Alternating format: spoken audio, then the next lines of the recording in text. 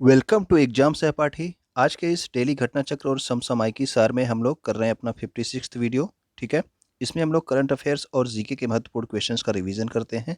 अगर आप यहाँ पे पहली बार आए हैं तो यूट्यूब पे हमें सब्सक्राइब कर सकते हैं। इसके अलावा टेलीग्राम, इंस्टाग्राम और फेसबुक पे हमें फॉलो भी कर सकते हैं। तो आइए स्टार्ट करते हैं। सबसे पहले जीके और करंट अफेयर्स के महत्वपूर्ण क्वेश्चंस का रिवीजन। पहला है आपका, हाल ही में किस राज्य को राष्ट्रीय जल पुरस्कार में शीर्ष स्थान प्राप्त हुआ है? तो राष्ट्रीय जल पुरस्कार का जो शीर्ष स्थान प्राप्त हुआ है वो प्राप्त हुआ है उत्तर प्रदेश को। ठीक है, जल संरक्षण के प्रयासों को बढ़ावा देने के लिए। और दूसरे नंबर पे कौन सा राज्य है? तो दूसरे नंबर पे आपका राष्ट्रीय जल पुरस्कार में है वो राजस्थान। ठीक है ना। हाल ही में कैच द रेन अभियान कब तक के लिए प्रारंभ किया गया? तो कैच द रेन अभियान जो है ये 29 मार्च के बाद स्टार्ट होता है और आपका कब तक चलेगा? ये 30 नवंबर 2022 तक चलेगा। ठीक है, इसमें क्या करना है? वर्षा के जल का संरक्षण करना है। कैच द रेन अभियान में क्या किया जाएगा? वर्षा के जल का संरक्षण किया जाएगा। ओके। अंतर्राष्ट्रीय मानवाधिकार दिवस कब मनाया जाता है? तो आपको पता होगा कि अंतर्राष्ट्रीय मानवाधिकार दिवस प्रत्येक वर्ष 10 दिसंबर को मनाया जाता है। और अगर आपसे पूछ लिया जाए कि राष्ट्रीय मानवाधिकार आयोग के वर्तमान में अध्यक्ष कौन है, तो राष्ट्रीय मानवाधिकार आयोग के जो वर्तमान में अध्यक्ष बनाए गए हैं उनका नाम है Arun Kumar Mishra. Okay. Waterman of India किसे कहा जाता है? तो वाटरमैन ऑफ इंडिया कहा जाता है राजेंद्र सिंह को। प्लास्टिक कचरे के प्रबंधन के लिए संभव और स्वावलंबन, ये दो योजनाएं हैं। इसको जो है किस मंत्रालय के द्वारा प्रारंभ किया गया? तो प्लास्टिक कचरे का प्रबंधन किया जाएगा और उस प्रबंधन से रोजगार भी उत्पन्न किया जाएगा। ठीक है ना। तो इसके लिए जो है आपका सूक्ष्म लघु और मध्यम उद्यम मंत्रालय यानी कि एमएसएमई मंत्रालय ने संभव और स्वावलंबन पहल की स्टार्ट यानी कि प्रारंभ किया है। ओके। सिडबी के द्वारा कहाँ की महिलाओं के लिए वेस्ट टू वेल्थ क्रिएशन कार्यक्रम प्रारंभ किया है, यानी कि कचरे से जो है कुछ ऐसी चीज़ें बनाओ जिससे जो है आपको कुछ कमाई हो सके। ठीक है ना। तो वेस्ट टू वेल्थ जो है कार्यक्रम प्रारंभ किया गया किसके द्वारा? ये भी इंपॉर्टेंट है, सिडबी बैंक के द्वारा। ठीक है, small industrial development bank of India. और इसका मुख्यालय, सिडबी का मुख्यालय लखनऊ में है। ठीक। और ये जो आपका वेस्ट टू वेल्थ क्रिएशन कार्यक्रम प्रारंभ किया गया ये सुंदरवन पश्चिम बंगाल में प्रारंभ किया गया है। ओके। नेक्स्ट है हमारा, भारत का पहला भौगोलिक पार्क यानी कि जियोलॉजिकल पार्क या फिर आपका जियो पार्क इसको बोला जा सकता है, जियोलॉजिकल पार्क, भौगोलिक पार्क। ठीक है ना। ये कहाँ पर स्थापित किया गया है? तो ये भारत का पहला है। याद रखना, ये लम्हेटा गांव जबलपुर में स्टार्ट किया गया है। और जबलपुर कहाँ पे है? तो जबलपुर आपका एमपी जो है मध्य प्रदेश में है। ओके। जबलपुर शहर किस नदी के किनारे स्थित है? अगर आपसे पूछा जाए तो जबलपुर जो शहर है ये नर्मदा नदी के किनारे स्थित है। और जबलपुर शहर में ही मध्य प्रदेश का उच्च न्यायालय भी स्थित है। ओके। नेक्स्ट है आपका, कहाँ पर स्टील के कचरे से 6 लेन के सड़क का निर्माण किया गया? अभी हाल ही में जो है ये आपका स्टील कचरे से जो है 6 लेन की सड़क का निर्माण कहाँ पे किया गया? तो ये किया गया सूरत शहर में। ठीक है ना, गुजरात के सूरत शहर में। कोक बरोक किस राज्य की मूल भाषा है? तो कोक बरोक जो है ये त्रिपुरा राज्य की मूल भाषा है। ओके। अनुसूचित जाति यानी कि एससी आयोग के प्रावधान संविधान के किस अनुच्छेद में किया गया है?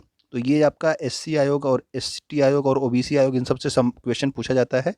ठीक है, थोड़ा सा अंतर है, बस आप ध्यान से देख लीजिए इसे कि अनुसूचित जाति आयोग का प्रावधान अनुच्छेद 338 में दिया गया है। ठीक है, यानी कि एससी आयोग आपका अनुच्छेद 338 में है। अनुसूचित जनजाति यानी कि शेड्यूल्ड ट्राइब, तो आपका ये आयोग जो है अनुसूचित जनजाति आयोग का प्रावधान संविधान के किस अनुच्छेद में किया गया? तो ये अनुच्छेद 338 ए में किया गया है। संविधान में कौन सा था? केवल आपका अनुसूचित जाति आयोग था। और अनुसूचित जाति आयोग के बाद जो है आपका 89वां संविधान संशोधन 2003 में हुआ और अनुसूचित जनजाति आयोग को जोड़ा गया किस अनुच्छेद में? अनुच्छेद 338 ए में। ठीक है ना। तो अनुसूचित जनजाति आयोग किस संविधान संशोधन के द्वारा जोड़ा गया? तो ये 89वें संविधान संशोधन के द्वारा जोड़ा गया था 2003 में। और अगर आपसे पूछा जाए कि वर्तमान में लोकसभा और विधानसभा में अनुसूचित जातियों यानी कि शेड्यूल्ड कास्ट के लिए सर्वाधिक आरक्षित सीटें किस राज्य में हैं? सबसे ज़्यादा सीटें किस राज्य में आरक्षित की गई हैं एससी के लिए? तो ये आपके लोकसभा और विधानसभा दोनों में। ठीक है ना। तो ये मध्य प्रदेश राज्य में है। ये भी इंपॉर्टेंट क्वेश्चन है, याद रखिएगा। राष्ट्रीय पिछड़ा वर्ग आयोग का प्रावधान संविधान के किस अनुच्छेद में किया गया है? तो ये है अनुच्छेद 338 बी में। एससी किस में था? एससी 338 में था। ठीक है। एसटी किस में आ गया? तो एसटी 338 ए में आ गया था। और उसके बाद आपका ओबीसी आयोग किस में है, तो ये आपके 338 बी में है, ठीक है। तो ये तीनों याद रखेंगे आप लोग। और इसे भी बाद में आपका जोड़ा गया, इसको कब जोड़ा गया, 2018 में जोड़ा गया। पिछड़ा वर्ग आयोग किस संविधान संशोधन के द्वारा संविधान में जोड़ा गया, तो ये 102वां संविधान संशोधन था, जो कि कब किया गया था, 2018 में, ठीक है ना। एसटी कब जोड़ा गया था, एसटी 89वां संविधान संशोधन 2003 में जोड़ा गया। और ओबीसी आपका 102वां संविधान संशोधन 2018 में जोड़ा गया। किस अनुच्छेद में ओबीसी आयोग रखा गया है, 338 बी। एसटी को किस में रखा गया है, 338 ए। और एससी किस में है, तो वो तो आपका 338 में है। ओके, नेक्स्ट है हमारा, वर्तमान में भारत के जनजातीय मंत्री कौन है, तो जनजातीय मंत्री वर्तमान में है अर्जुन मुंडा, ठीक है।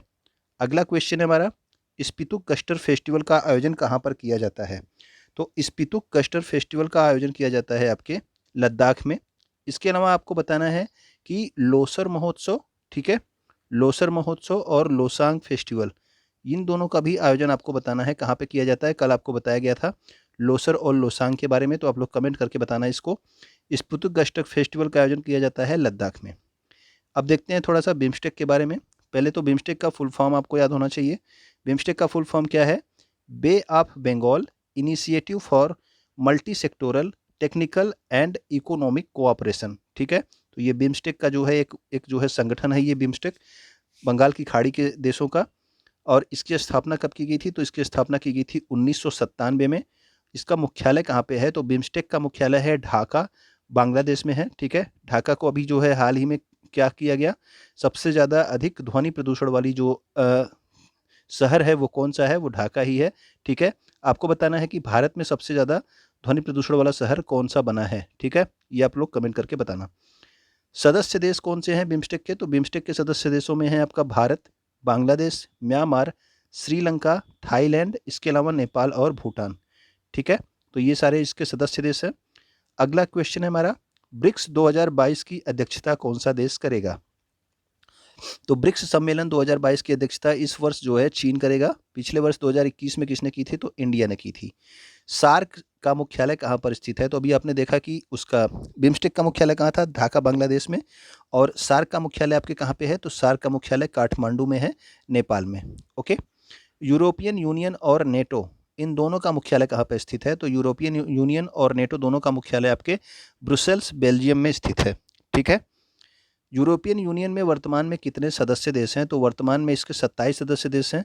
पहले कितने थे, तो पहले 28 सदस्य देश थे, जिसमें से आपका ब्रिटेन जो है बाहर हो गया। और जिस फैसले के द्वारा ये बाहर हुआ था उस समझौते को कहते हैं क्या, ब्रेग्जिट, ठीक है ना। ये भी आपसे पूछा जा सकता है, ब्रिटेन किस जो है समझौते से बाहर हुआ था, इसको क्या कहा गया, तो ब्रिटेन जब बाहर हुआ था तो उसको ब्रेग्जिट कहा गया, ठीक। तो इसीलिए अब इसमें कितने देश हो गए हैं, 27 देश हो गए हैं। किस राज्य सरकार ने आमा और बहिनी योजना प्रारंभ की, तो आमा और बहिनी ये दोनों योजनाएं सिक्किम राज्य ने प्रारंभ की है। आमा योजना में जो घरेलू कामकाजी महिलाएं हैं, यानी कि जो घर में रहती हैं, वो जो है आपके उनके अकाउंट में प्रति वर्ष 20,000 रुपये जो है सरकार जमा करेगी। और बहिनी योजना में क्लास 9th के ऊपर के बच्चों को स्कूल में सैनिटरी नैपकिन जो है बांटी जाएगी। ओके, हाल ही में किस राज्य ने नान मुधलवान योजना प्रारंभ की, तो नान मुधलवान योजना ये तमिलनाडु राज्य की है, ठीक है। नान मुधलवान योजना तमिलनाडु राज्य की है। और कौशल्या मातृत्व योजना किस राज्य ने प्रारंभ की, तो कौशल्या मातृत्व योजना छत्तीसगढ़ ने प्रारंभ किया है। और कौशल्या मातृत्व योजना में दूसरी बेटी पैदा होने पर 5,000 रुपये देने का प्रावधान किया गया है। किस राज्य सरकार ने महिलाओं में उद्यमिता का विकास करने के लिए मातृशक्ति उद्यमिता योजना प्रारंभ करने की घोषणा की, तो उद्यमिता का विकास महिलाओं में करने के लिए मातृशक्ति उद्यमिता योजना हरियाणा सरकार ने प्रारंभ किया है। वीमेन एट वर्क ये योजना किस सरकार ने प्रारंभ की है, तो वीमेन एट वर्क जो है ये योजना कर्नाटक सरकार ने प्रारंभ की गई है, कर्नाटक सरकार ने प्रारंभ किया है। जिसमें क्या होगा कि जो आपकी स्किल जिन महिलाओं के पास कोई ना कोई स्किल है उनको नौकरी दिया जाएगा, ठीक है, इस योजना के अंतर्गत। राज्य पुनर्गठन आयोग 1956 की अध्यक्षता किसने की थी, तो राज्य पुनर्गठन आयोग जो है कब आया था, ये भी आपसे पूछा जाता है, 1956 में आया था, ठीक है। इसकी अध्यक्षता की थी फजल अली आयोग, ठीक। तो उसमें फजल अली आयोग बनाया गया था राज्य पुनर्गठन के लिए। तो फजल अली आयोग ने कितने राज्य और केंद्र शासित प्रदेश निर्धारित किए थे, तो उस समय जब आपका ये राज्य पुनर्गठन आयोग बना था 1956 में, तो उस समय फजल अली आयोग ने कितने राज्य और केंद्र शासित प्रदेश बनाए थे, तो 14 राज्य उस समय बनाए थे और 6 केंद्र शासित प्रदेश थे। तो आपको क्या बताना है कि वर्तमान में कितने राज्य हैं और कितने केंद्र शासित प्रदेश हैं। ठीक है, वर्तमान के राज्य और केंद्र शासित प्रदेशों की संख्या आप लोग बताएंगे कमेंट करके। उत्तराखंड, छत्तीसगढ़ और झारखंड, ठीक है ना। उत्तराखंड, छत्तीसगढ़ और झारखंड ये तीनों जो है एक ही समय जो है आपके अलग होकर के 3 नए राज्य बने थे। तो ये कब बने थे? तो नवंबर 2000 में ये आपके उत्तराखंड, छत्तीसगढ़ और झारखंड ये तीनों जो है आपके नए राज्य बनाए गए थे। उत्तराखंड कहाँ से अलग हुआ था? तो उत्तर प्रदेश से।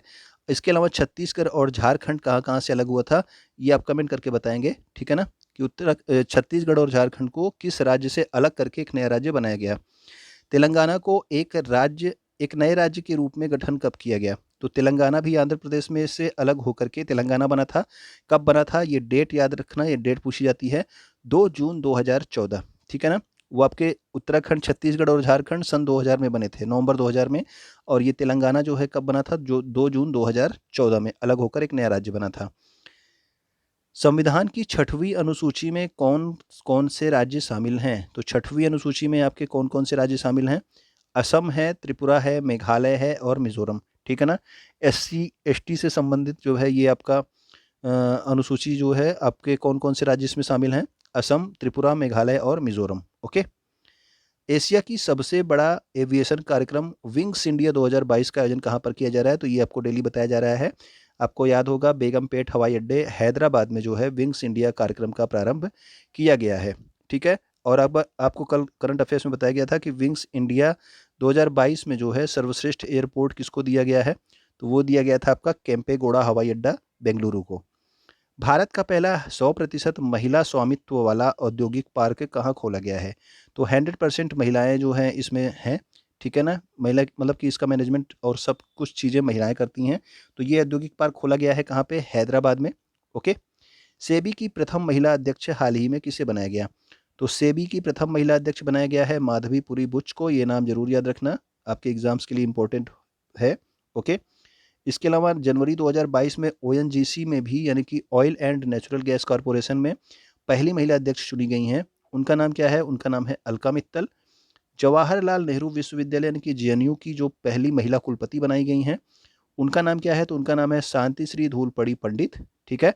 तो ये आपकी जेएनयू की पहली महिला कुलपति बनाई गई हैं। और आपका अगला है भारत की लेखा महानियंत्रक किसे नियुक्त किया गया है? तो लेखा महानियंत्रक यानी कि कंट्रोलर जनरल ऑफ अकाउंट, ये कौन है? तो ये है आपकी सोनाली सिंह। अगर आपको पता हो कि कंट्रोलर जनरल ऑफ अकाउंट वो हो गया, अगर आपको पता हो controller and auditor general CAG वर्तमान में कौन है? तो आप कैग का नाम आप लोग कमेंट करके बताना। ये क्या है? ये है आपकी सीजीए, ठीक है। सोनाली सिंह सीजीए हैं, आपको बताना है कैग, सीएजी का नाम बताना है आपको। ऊंट के शरीर पर चित्रकारी करने वाली कला को क्या कहा जाता है? तो ऊंट के शरीर पर जो चित्रकारी होती है उस कला को कहा जाता है उष्ट कला, ठीक है।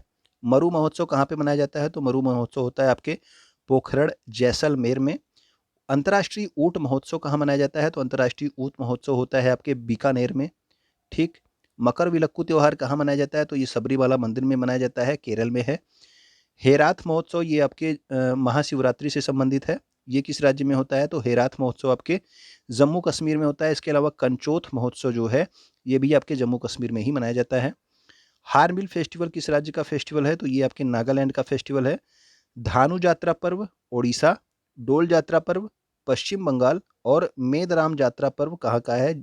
ये आपका तेलंगाना को। और ये जो आपका मेदराम यात्रा मेला है ये आपके भारत का दूसरा सबसे बड़ा मेला है, ठीक है ना। पहला सबसे बड़ा मेला कौन सा है? वो है आपका कुंभ मेला। और दूसरा सबसे बड़ा मेला कौन सा है? मेदाराम यात्रा मेला, ठीक है।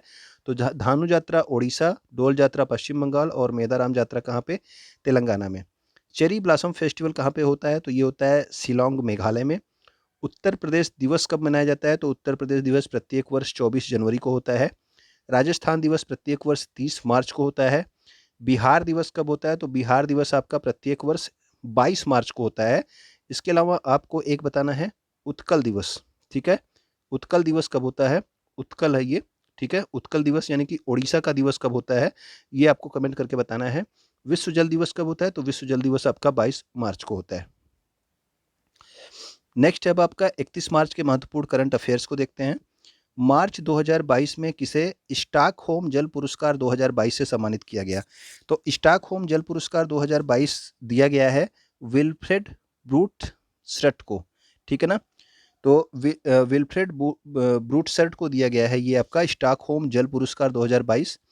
29 मार्च 2022 को कहाँ पर विकेंद्रीकृत अपशिष्ट प्रबंधन प्रौद्योगिकी पार्क का उद्घाटन किया गया है?